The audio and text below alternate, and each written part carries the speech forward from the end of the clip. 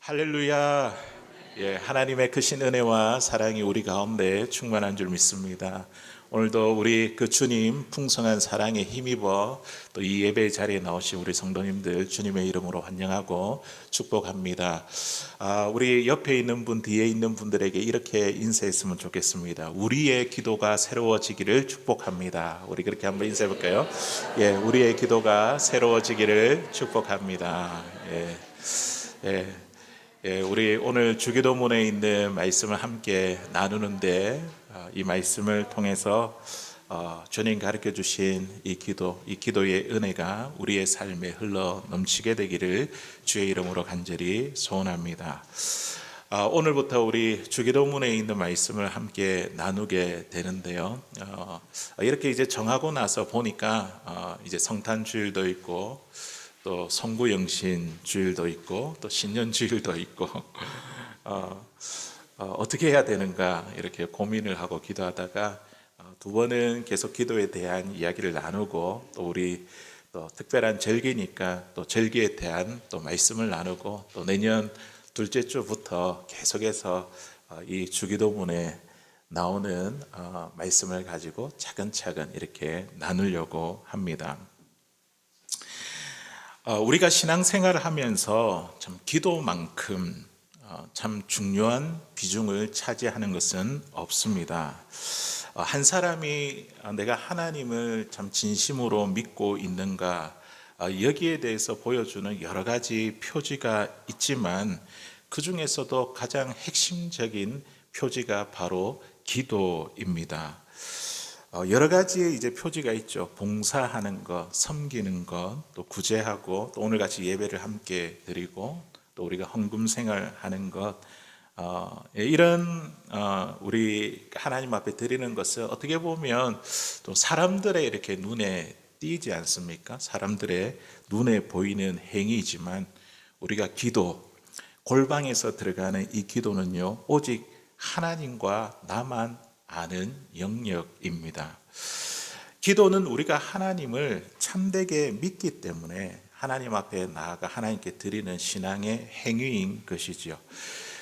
그렇기 때문에 이 기도는요, 신앙생활의 중심에 놓여 있으며 우리의 영혼을 살게 하는 생명과 같은 역할을 합니다. 그래서 우리는 이 기도를 뭐라고 합니까? 하나님과의 교제요, 영혼의 호흡이라고 이렇게 우리는 부릅니다. 우리의 삶에는요, 수많은 상황과 다양한 일들이 있습니다. 그만큼 우리는 기도할 때 다양한 주제를 가지고 하나님께 기도를 드리게 됩니다. 그러다 보면 우리에게 자연스럽게 이런 질문이 생깁니다. 내가 지금 드리고 있는 이 기도가 과연 하나님께 바람직한 기도인가? 하나님이 어떠한 기도를 정말 기뻐하시는가? 이런 질문이 들 때가 있습니다. 저도 이러한 질문 앞에서 오늘 기도의 본질로 우리가 돌아가서 예수님이 어떤 기도를 들으셨고 또 예수님이 가르쳐 주신 기도가 무엇인가? 이 주기도문을 다시 마음에 새기고 묵상하게 되었습니다. 사랑하는 성도 여러분, 기도란 무엇입니까? 우리 성도님들께서 지금까지 경험해 오면서 기도란 무엇이다 이런 정의들이 다 있을 것입니다. 여러 정의들이 있지만 그 가운데 기도는요, 지금 내가 여기서 할 수 있는 최선의 선택입니다. 지금 내가 여기서 할 수 있는 최선의 선택, 이것이 기도입니다. 삶이 절망으로 무너지고 아무것도 할 수 없는 그런 순간에도 내가 할 수 있는 최선의 선택이 바로 기도라는 것이죠. 기도할 때요, 전능하신 하나님이 우리의 삶 속에 개입하십니다. 기도하면 하나님 개입하시죠. 그리고 우리가 상상하지 못한 아름다운 길로 우리의 삶의 길을 인도해 주십니다. 바로 이러한 이유 때문에 주님은 오늘 제자들에게 먼저 이 기도의 본을 보여주시고 그들에게 기도를 가르쳐 주신 것입니다. 그리고 또 기도가 무엇인가? 기도는요, 내가 지금 이 자리에서 상대방에게 해줄 수 있는 최고의 사랑입니다. 상대방에게 해줄 수 있는 최고의 사랑. 우리가 가지고 있는 것 중 가운데 가장 좋은 것을 준다고 해도 그 사람의 삶이 쉽게 변하지 않습니다. 그 상대방의 문제가 쉽게 해결되지 않습니다. 하지만 그 상대방의 문제를 가지고 하나님께 맡기면 하나님은요, 인간의 손을 넘어선 하나님의 능력과 뜻을 역사하기로 우리가 기도할 때 그 기도야말로 내가 상대방에게 줄 수 있는 최고의 사랑이라는 것입니다. 사랑하는 성도 여러분, 우리 예수님은 어떤 기도를 드리셨을까요?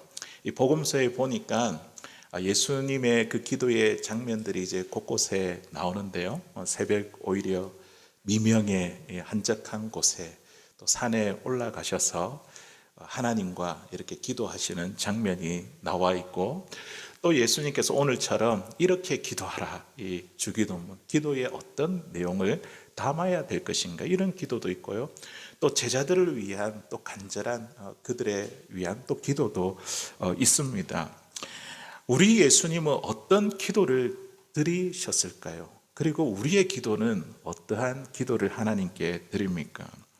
예수님의 기도를 우리가 자세히 한번 살펴보면요, 예수님의 기도의 목적은 하나님과 교제하는 데 있습니다. 하나님과 만나는 데 있다는 거죠. 하나님과 교제하기 위해 한적한 시간을 정하고 조용한 장소를 선택해서 나아가는 거죠. 이 교제에 대한 목적이 있습니다. 기도. 그러면서 하나님과 깊은 교제를 하면서 당신의 뜻이 무엇인지 그것을 깨달아 알기를 바라고, 그리고 이 땅 가운데 자신의 삶을 통하여 당신의 뜻이 이루어지도록 하나님의 거룩한 뜻이 이루어지길 위해서 예수님 그렇게 기도하고 사셨습니다.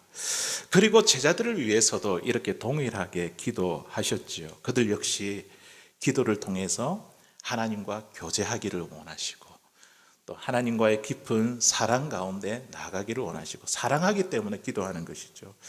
그리고 그 하나님과의 관계를 통해 흘러나오는 거룩한 삶을 제자들도 살아가게 하기 위해서 예수님은 기도하셨습니다. 많은 사람들의 기도의 문제점은 무엇인가 하냐면 자신의 삶의 문제를 중심에 두고 기도하는 것입니다. 우리의 기도는 어떠합니까? 보면 우리 자신의 문제가 우리 기도의 중심이 된 것을 우리가 보게 됩니다. 문제 해결이 기도의 중심이라는 것이죠. 하지만 예수님은요, 여러 가지 상황, 이 문제 앞에서도 어떻게 해요? 이 기도는 교제를 위한, 하나님과 교제를 위한 그런 기도였고, 그리고 그 하나님을 사랑하기 때문에 드린 기도였으며, 그분의 거룩한 뜻을 삶 속에 드러내기 위해 예수님은 기도하셨습니다. 그래서 예수님도 이 제자들에게도 여러 가지 문제와 다양한 상황 가운데서도 그들이 하나님과 교제를 놓치지 않게 해주십시오. 기도하면서. 그리고 하나님의 거룩한 뜻을 품고 살아갈 수 있도록 하나님이 그렇게 주님이 그렇게 기도하신 것입니다. 그러면서 오늘 이 주기도문을 가르쳐 주신 것이죠. 오늘부터 함께 나눌 이 주기도문, 주님이 가르쳐 주신 이 기도문을 통해서 우리가 하나님께 어떻게 기도를 드려야 하는지, 그리고 어떤 기도가 우리의 삶 속에 능력이 되는지, 그리고 예수님처럼 거룩하게 살아가는 삶으로 이끄는 기도가 무엇인지 우리 함께 살펴보고자 합니다. 오늘 예수님이 드리신 기도이면서 우리가 드려야 될 기도의 내용은 무엇일까요? 오늘 우리 한 절 읽었잖아요. 주기도문에 제일 먼저 나오는 기도가 뭡니까? 하늘에 계신 우리 아버지여. 이것도 세 부분으로 나눌 수 있죠. 하늘에 계신 우리 아버지여. 이렇게 하나하나 우리 한번 살펴보도록 하겠습니다. 예수님은 제자들에게 너희는 이렇게 기도하라며 제일 먼저 하늘에 계신 그 하나님이 누구인가, 그 기도를 받으시는 그분이 누구인가, 이거를 깊이 생각하며 기도하라는 것입니다. 하늘에 계신 우리 하나님, 하늘에 계신, 여기도 계시는데 왜 하늘에 계신 이런 표현을 하셨을까? 하늘에 계신이라는 이 표현은 무엇을 의미하는 것일까요? 단순히 하나님이 하늘에 계시다, 아니면 하늘에 계시기 때문에 능력이 대단하신 분이다, 이것을 말하기 위함일까요? 우리가 먼저 예수님께서 하늘에 계신 그 하나님, 기도를 받으시는 그 대상을 이렇게 부르고 생각하라 하실 때에 우리가 가장 먼저 기억해야 될 것이 있습니다. 우리 하나님은요, 창조주 하나님이시고 절대 주권을 가지신 분이십니다. 그것을 기억해라는 거죠. 하나님은 지금도 세상을 주관하시고 모든 것을 통치하시는 분이십니다. 절대 주권이라고 했을 때에 말이 참 어렵게 다가오지만 이걸 생각하는 거죠. 하나님 원하시는 대로 행하시는 분이시다. 내 생각과 내 뜻과 상관없이 우리 하나님은 당신이 원하시는 대로, 계획하시는 대로 행하시는 분이시다. 이게 하나님의 절대 주권입니다. 우리가 기도할 때 이 하나님이 나의 절대 주권자이심을 인정하고 고백하는 것, 이것이 기도의 출발점이 되어야 된다는 것이죠. 성경 곳곳에 보면 이런 하나님에 대해서, 이런 전지전능하신 하나님을 인정하고 고백하는 그 내용들이 말씀 속에서 우리는 많이 발견할 수 있습니다. 대표적으로 우리 시편 115편 3절에 있는 말씀을 보니까요, 시편 기자가 하나님의 절대 주권에 대해서 이렇게 고백하고 인정합니다. 우리 같이 읽어보겠습니다. 시작. 오직 우리 하나님은 하늘에 계셔서 원하시는 모든 것을 행하셨나이다. 아멘. 그 하나님, 기도의 문을 열 때에 하늘에 계셔서, 그분이 어떤 분이시라고요? 원하시는 모든 것을 행하셨나이다. 내가 원하는 거 행하시는 분이 아니라 하나님이 원하시는 것들을 행하시는 절대적인 주권을 가지신 분을 인정하고 고백했다는 것이죠. 기도의 시작은요, 하나님이 절대 주권자이심을 인정하는 고백에서 출발하는 것입니다. 우리 성경의 이제 인물들을 잠깐 살펴볼 텐데요. 이 욥은요, 인생에서 상상할 수 없는 그런 극심한 고난을 만났습니다. 그러나 그는요, 하나님에 대한 믿음을 결코 잃지 않았습니다. 계속해서 연이어 닥치는 견디기 힘든 그런 일들 가운데서도 그가 믿음을 지킬 수 있었던 그 이유는 바로 하나님의 절대 주권을 인정하고 고백했기 때문입니다. 우리 욥기 1장 21절에 있는 말씀 우리 같이 한번 읽어보겠습니다. 시작. 이르되 내가 모태에서 알몸으로 나왔사온즉 또한 알몸이 그리로 돌아가올지라 주신 이도 여호와시요 거두신 이도 여호와시오니 여호와의 이름이 찬송을 받으실지니라 하고. 아멘. 욥이 하루아침에 모든 것을 다 잃어서 재산도 잃고 자녀도 잃었습니다. 그리고 나서 드리는 고백이 무엇입니까? 나는 알몸으로 왔습니다. 어머니의 몸에서. 그리고 또 알몸으로 그리로 돌아가는 자입니다. 주신 이도 하나님이시고 거두신 이도 하나님이십니다. 하나님의 절대 주권을 인정하는 고백이었죠. 욥은 하나님의 절대 주권을 믿으며 아무리 원통한 일이 있어도 하나님은 모든 일을 그분의 뜻대로 이루실 권한과 능력을 갖고 계신 분이심을 믿었습니다. 욥은 다만 그가 할 수 있는 것은 무엇이냐면 하나님께 순종하는 것 외에 내가 할 수 있는 것은 없다. 이런 이제 분명한 믿음을 가졌습니다. 또 우리가 잘 알고 있는 다니엘의 세 친구 사드락, 메삭, 아벳느고, 이들 역시도 하나님의 주권을 굳게 신뢰했습니다. 그들은 느부갓네살 왕의 사랑과 신뢰를 한 몸에 받았지만 하나님의 절대 주권 앞에서는요 결코 타협하지 않았습니다. 어느 날 왕은 어떻게 합니까? 금신상을 세우고 모든 사람이 그 앞에 절하라고 명령했습니다. 만일 순종하지 않는다고 한다면 저 뜨거운 풀무불에다가 집어 던진다는 이런 엄포까지 놓았습니다. 그때 그 세 사람은 어떻게 하죠? 끝까지 절하지 아니하며 이렇게 고백을 합니다. 우리 다니엘 3장 17절 18절에 있는 말씀인데요. 우리 이들이 이야기하는 절대 주권에 대한 고백 우리 한번 읽어보도록 하겠습니다. 시작. 왕이여, 우리가 섬기는 하나님이 계시다면 우리를 맹렬히 타는 풀무불 가운데서 능히 건져내시겠고 왕의 손에서도 건져내시리다. 그렇게 하지 아니하실지라도 왕이여, 우리가 왕의 신들을 섬기지 아니하고 왕이 세우신 금 신상에게 절하지도 아니할 줄 아옵소서. 아멘. 뜨거운 불에 들어가면 사람이 들어가 어떻게 됩니까? 타야 되잖아요. 그런데 이 세 명의 고백은 어떤 고백입니까? 들어가도 하나님이 능히 건지실 겁니다. 하나님께 달려 있다는 거죠. 그리고 왕의 손에 서도 하나님이 건지실 것입니다. 하나님께 달려 있다는 절대 주권에 대한 고백이죠. 그러면서 어떻게 합니까? 그렇게 하지 아니하실 줄. 하나님의 마음에 달려 있다는 거예요. 그렇게 하고 안 하고는 하나님의 마음에 달려 있는데 그렇게 하지 않으실지라도 우리는 왕의 신을 섬기지 않겠습니다. 이게 하나님 절대 주권에 대한 인정과 고백이죠. 어떻게 보면 이 세 사람은요, 그때 당시 이 왕은요 거의 신과 같은 그런 권위를 가진 존재였습니다. 감히 거역하기 어려운 상대이죠. 더구나 이 세 사람은요 왕의 특별한 총애와 사랑을 받고 있었습니다. 이들이 예루살렘의 포로들이잖아요. 그 예루살렘에서 데리고 온 청년들이었지만 지금 중앙정부에서 요직을 맡아 관리로 일할 정도로 왕의 신임을 받았던 젊은 이들이었습니다. 그런데 그런 왕의 사랑을 뒤로하고 생명까지 걸어야 했던 게 그게 뭡니까? 하나님에 대한 신앙 고백이죠. 절대 주권. 타협하지 않죠. 하나님께 달려 있습니다.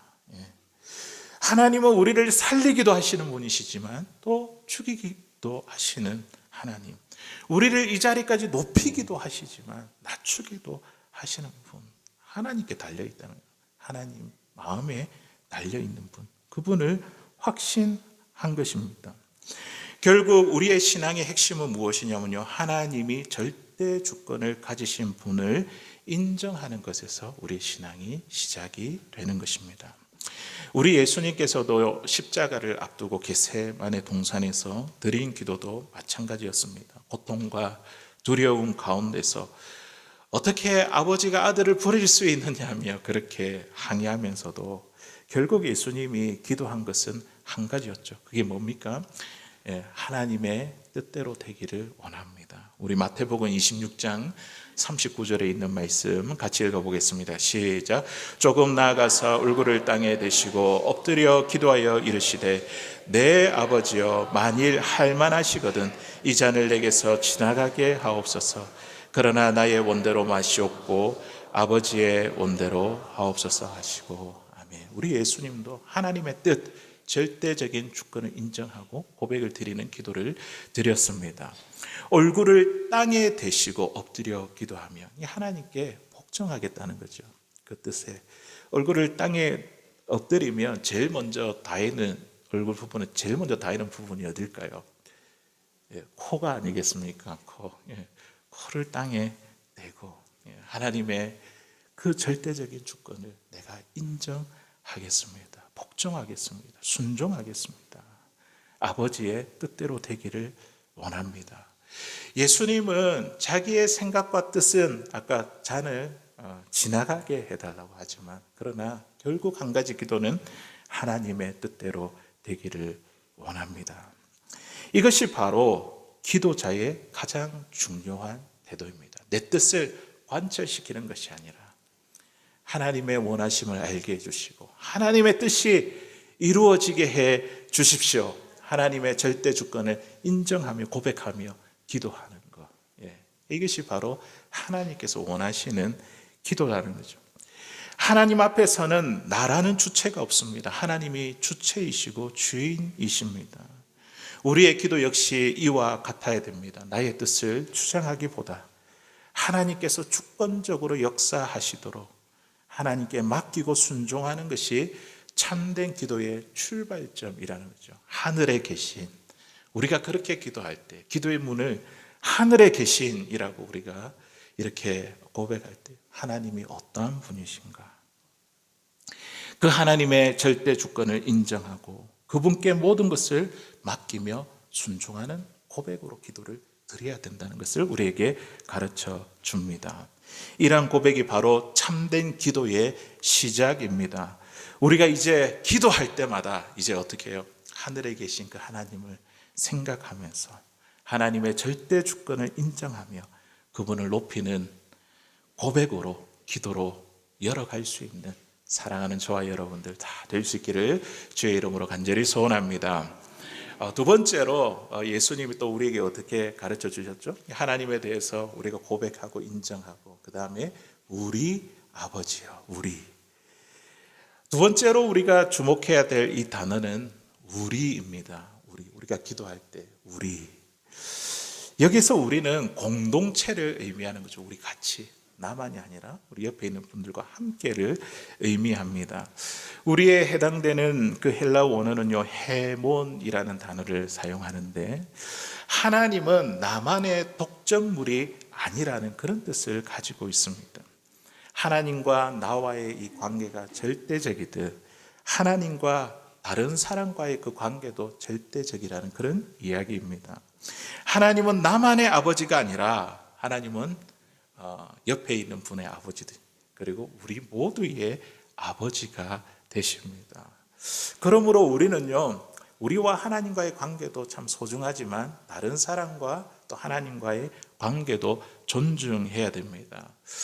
예수님께서 그 탕자의 비유를 우리에게 들려주시면서 이 큰아들에 대한 이야기를 하죠. 이 큰아들은요, 아버지가 자신만의 아버지인 줄 알았습니다. 돌아온 동생, 이 탕자가 내 아버지가 그의 아버지라는 것을 받아들일 수가 없었습니다. 그래서 큰아들이 이 사실을, 이 동생의 아버지도 된다는 이 사실을 받아들이지 못했기 때문에 아버지가 마련한 이 기쁨의 잔치에 큰아들이 참여할 수 없었던 것입니다. 하나님은 나의 아버지면서 동시에 옆에 있는 분의 아버지이기도 합니다. 우리 옆에 있는 분들에게 이렇게 이야기할까요? 하나님은 우리의 아버지십니다. 하나님은 우리의 아버지십니다.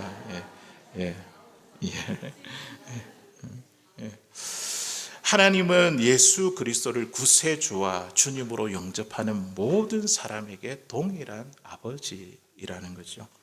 시대와 인종, 계층을 뛰어넘어 죄인과 의인, 부자와 가난한 자, 심지어 원수에게까지도 하나님은 아버지이십니다.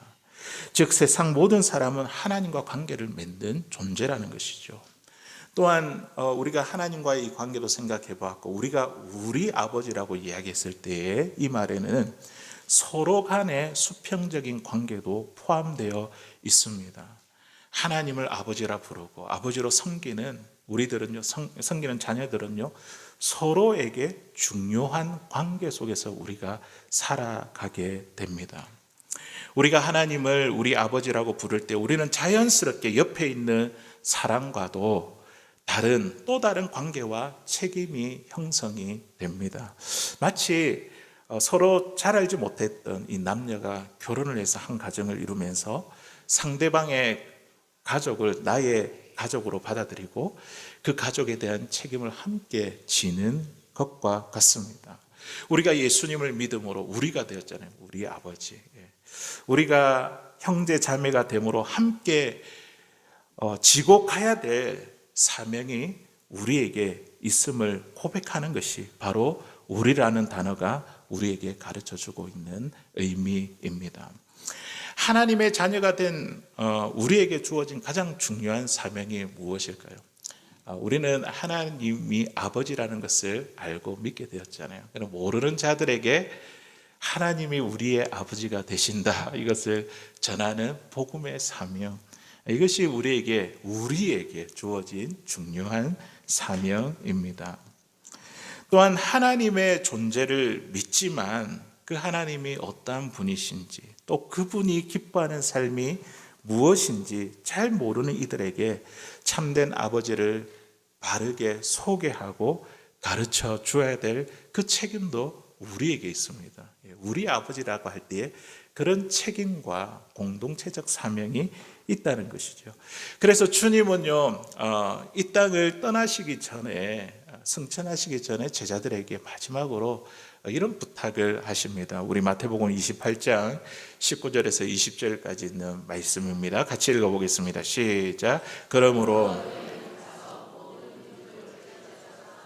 아버지와 아들과 성령의 이름으로 세례를 베풀고 내가 너희에게 분부한 모든 것을 가르쳐 지키게 하라.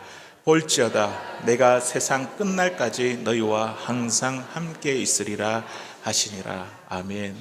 예수님의 마지막 부탁, 유언과도 같은 말씀이죠. 어떻게 하라고요? 너희는 가서 뭐라고요? 가서 그 현장에 들어가서 아버지를 알지 못하는 자들에게 그 아버지가 하나님이 아버지이심을 알게 하는 복음을 전하는 사명이 우리에게 있습니다. 그들에게 복음을 전하고 그리고 그들이 하나님을 아버지로 믿게 되면 이제 뭘 해라고요? 그들에게 세례를 베풀고 아버지와 아들과 성령의 이름으로 세례를 베풀고 이것으로 끝나는 것이 아니라 뭐 해라고요? 그들에게 예수님이 가르쳐 주신 이 말씀을 어떻게 해요? 가르치고 지키게 하라. 이런 사명이 우리에게 있습니다. 우리의 사명은 단순히 복음을 말로 전하는 것에 끝나지 않습니다. 하나님의 말씀대로 예수님께서 가르쳐 주신 그 말씀대로 살도록 서로를 격려하고 도와주고 세워주는 것, 이게 우리의 사명이라는 거죠. 하늘에 계신 우리라고 할 때 이런 공동체적인 사명이 저와 여러분들에게 있습니다. 그리고 또 하나의 우리에게 중요한 사명은 무엇이냐면 지금 우리에게 기도를 가르쳐 주시잖아요. 그것은 바로 서로를 위한 기도, 중보 기도입니다. 서로를 격려하고 도와주는 것은 당연한 일이지만 때로는 우리의 능력과 지혜가 한계에 부딪힐 때가 있습니다. 그럴 때에 우리는요, 서로를 위해서 하나님께 간구해야 됩니다. 그 형제가 주 안에서 하나님의 자녀답게 바르고 복되게 살아갈 수 있도록 우리가 기도해야 될 사명이, 우리에게 기도해야 될 사명이 우리 공동체에게 있다는 것이죠. 그리고 그들이 위기와 시련을 믿음으로 이겨낼 수 있도록 우리가 기도하는 것이 저와 여러분들의 공동체적 사명입니다. 책임입니다.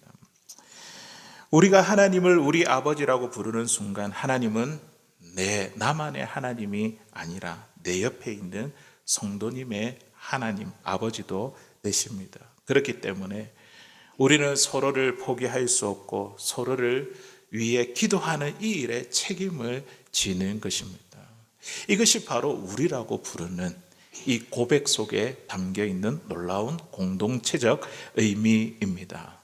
오늘 우리가 이제 기도할 때 하늘에 계신 그리고 우리라는 이 단어를 가지고 우리가 깊이 기도할 때 하나님, 나뿐만 아니라 우리 교회 성도들, 우리와 함께하는 그들과 함께 이런 공동체적인 사명과 책임을 다하게 해 주옵소서. 아버지라고 모르는 자들에게 아버지를 가르치고 전할 수 있는 이 복음의 사명, 그리고 믿음으로 참 약해져 있는 분들을 내가 세우고 격려하고 또 그 고난을 견디고 이길 수 있도록 그렇게 기도하는 기도의 사명 하나님 감당하게 해 주십시오. 그렇게 기도의 문을 열 수 있는 사랑하는 저와 여러분들 될 수 있기를 바랍니다. 이제 마지막 세 번째에 또 우리 예수님이 어떻게 가르쳐 주시죠? 하늘에 계신 우리 아버지요. 굉장히 중요하죠. 하나님을 아버지라고 부르며 기도해라고 우리에게 가르쳐 주시고 있습니다. 신약 성경학자 요야김 예레미야스의 이 연구에 따르면요, 수많은 유대의 문헌을 살펴보아도 하나님을 아버지라고 부른 사람은 예수님 외에 단 한 사람도 없었다고 합니다. 자, 그런데 예수님은 본질적으로 하나님을 아버지라고 부를 수 있죠. 그런데 오늘 주님 가르쳐 주신 기도에서 우리에게 어떻게 가르쳐 줍니까? 제자들에게 하늘에 계신 우리 아버지요.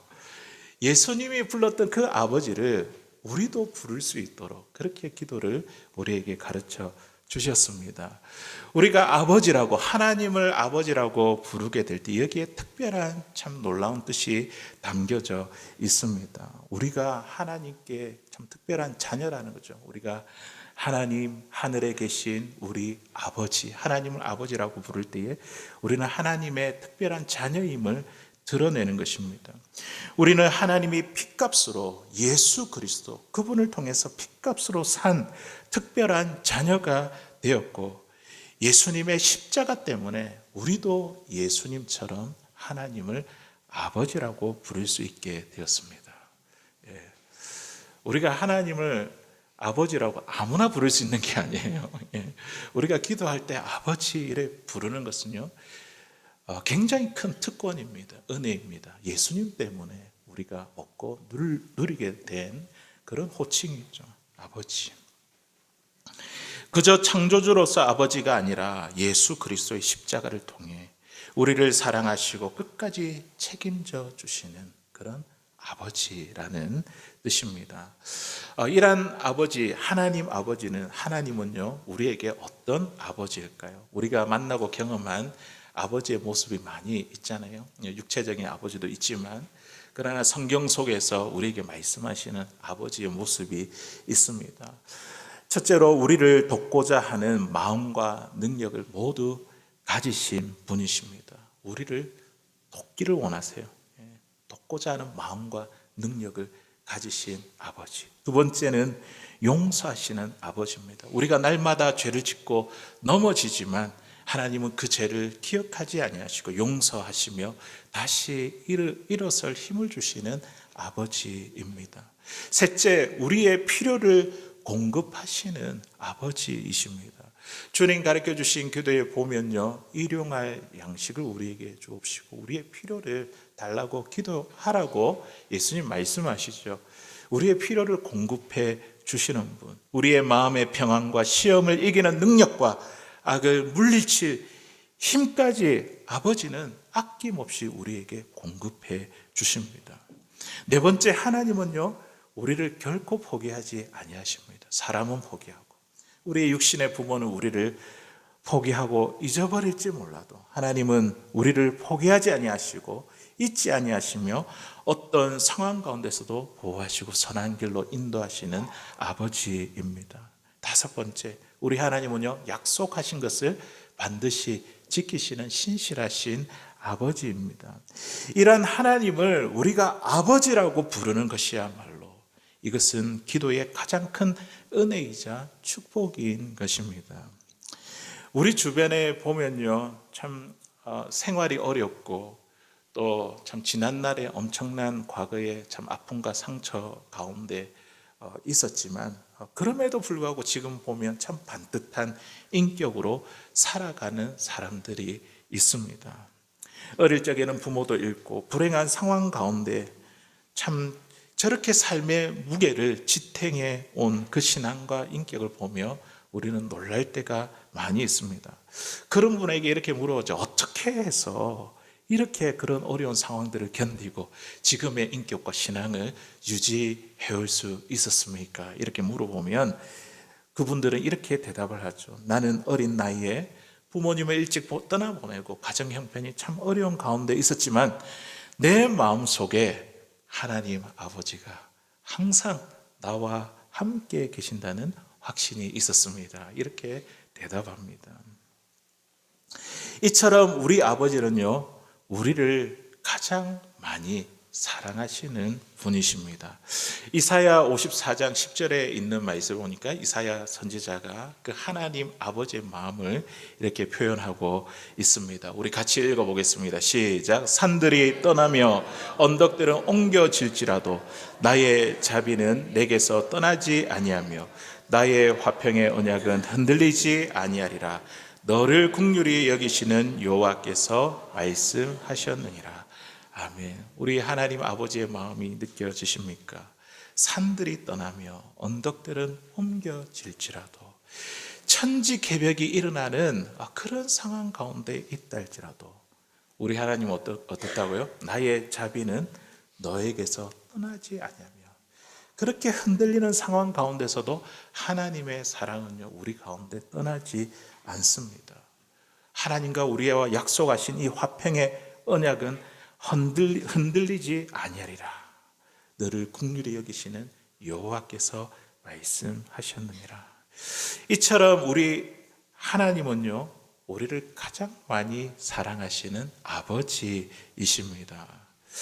그러므로 우리가 하늘에 계신 우리 아버지여 이렇게 부를 때 그 부름 속에는요, 나의 아버지가 되시는 하나님이 나의 문제와 염려와 고민의 늪으로부터 저와 여러분들을 안전하게 보호해 주십니다. 사랑하는 성도 여러분, 이 주기도문, 예수님께서 가르쳐 주신 이 주기도문의 첫 문장은요, 단순한 말이 아닙니다. 하늘에 계신 우리 아버지요. 이 단어 가운데죠, 엄청난 내용이 포함되어 있는 것이죠. 우리가 하늘에 계신 우리 아버지 이렇게 부르는 순간 우리는 먼저 하나님의 절대 주권을 인정하며 나를 내려놓는 자리로 나가게 됩니다. 하늘에 계신 그분이 누구인가? 나의 기도를 들으시는 그분이 어떠하실 분인가? 하늘에 계신 우리가 그렇게 입술을 열어 기도하게 될 때에 우리는 하나님의 절대 주권을 인정하고 나를 내려놓는 자리로 나가게 됩니다. 그리고 우리라는 이 단어를 표현하게 될 때에 나만의 하나님이 아니라 우리 같이 함께 공동체가 져야 될 책임과 사명이 있구나. 그 사명을 다시 기억하게 합니다. 내가 누구를 위해서 기도해야 되지? 나를 위해서 기도하려고 시작했다가도 그 사람을 떠올리게 되고 그 사람을 위해서 기도하게 되는 것이죠. 그리고 아버지라고 불렀을 때에 우리를 결코 포기하지 않으시고 끝까지 사랑하며 지켜주시는 신실한 아버지를 우리는 깊이 신뢰하게 됩니다. 우리의 기도의 첫 단추가 올바르게 끼워질 때 우리는 이 기도가 흔들리지 않는 방향을 갖게 되고 그리고 하나님의 능력과 평안함을 경험하게 될 것입니다. 오늘부터 시작되는 이 주기도문의 강해를 통해 우리 예수님께서 가르쳐 주신 이 기도의 참 의미를 마음에 새기고 우리가 기도로 이제 어떻게 한다고요? 하나님과 교제하며 또 그분을 사랑하는 자리에 나아가며 하나님의 그 거룩한 뜻을 우리의 삶 속에서 드러내는 사랑하는 저와 여러분들 다 될 수 있기를 주의 이름으로 간절히 소원합니다.